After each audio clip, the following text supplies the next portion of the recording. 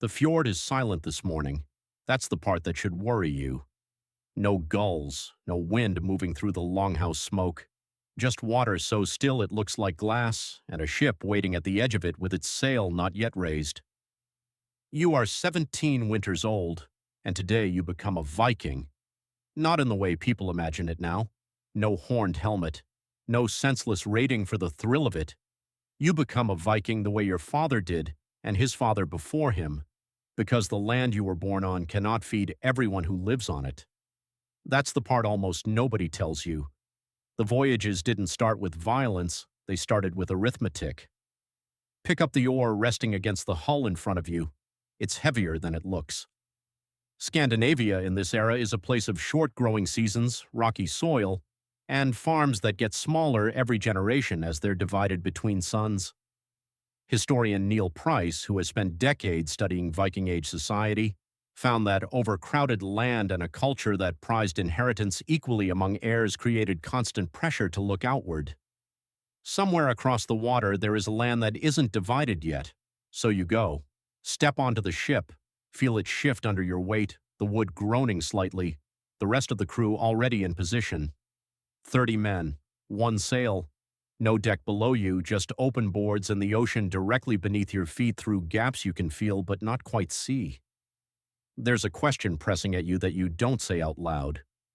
What if the stories about what's out there are wrong? The sail rises, the fjord disappears behind you faster than you expect. Days pass with nothing but gray water in every direction. You learn quickly that a Viking voyage isn't a battle.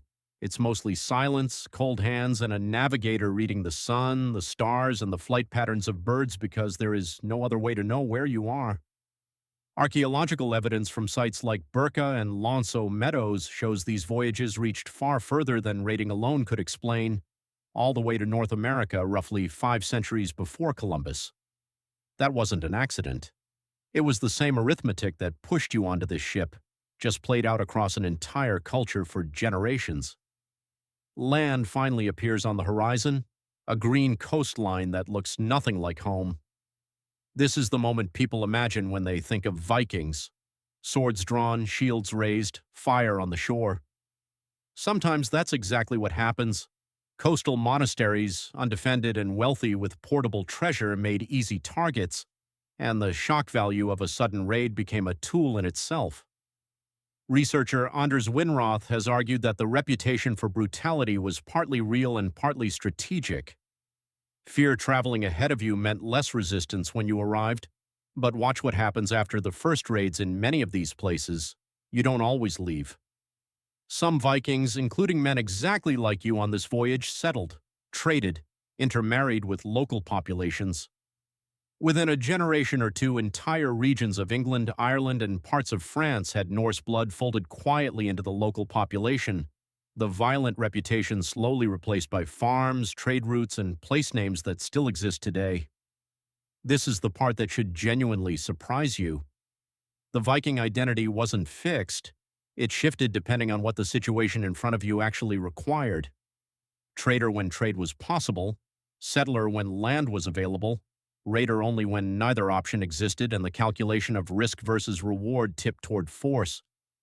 Historian Judith Jesch, who studies Viking Age sources directly, has pointed out that the word Viking itself originally described an activity, not an identity. You went Viking on a voyage, the same way someone today might say they're going on a trip. It wasn't who you were permanently. It was something you did, sometimes, for a season. That distinction matters more than it sounds like it should. Stand on this unfamiliar shore and feel the weight of that choice settle onto you. Not what your reputation says you are. What this specific moment actually calls for. Years pass.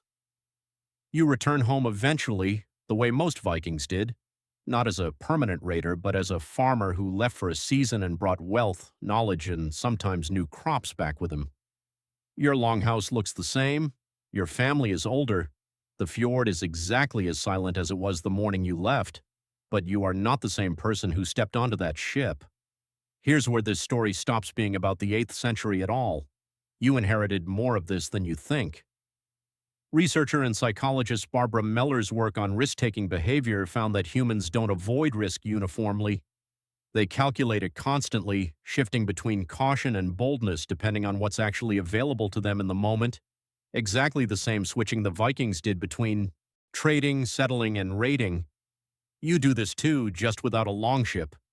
You take the safe job until the safe job stops being safe, then suddenly you're willing to risk far more than you thought you would. You stay quiet and cooperative in most rooms you walk into, and then become someone almost unrecognizable the one-time circumstances genuinely demand it. None of that is inconsistency. It's the same ancient calculation, recalculated in real time the way it always has been. The fjord was silent that morning for a reason you understand now that you didn't understand then. Silence isn't peace, it's the moment right before a decision, the held breath before arithmetic turns into action. You are not a raider. You were never really a raider, not permanently. You were someone who looked at the land in front of you, decided it wasn't enough, and chose deliberately what kind of person the voyage required you to become. That choice didn't end on a beach in the 8th century. It's still sitting in front of you, exactly as quiet as the fjord, waiting to see what you'll decide this time.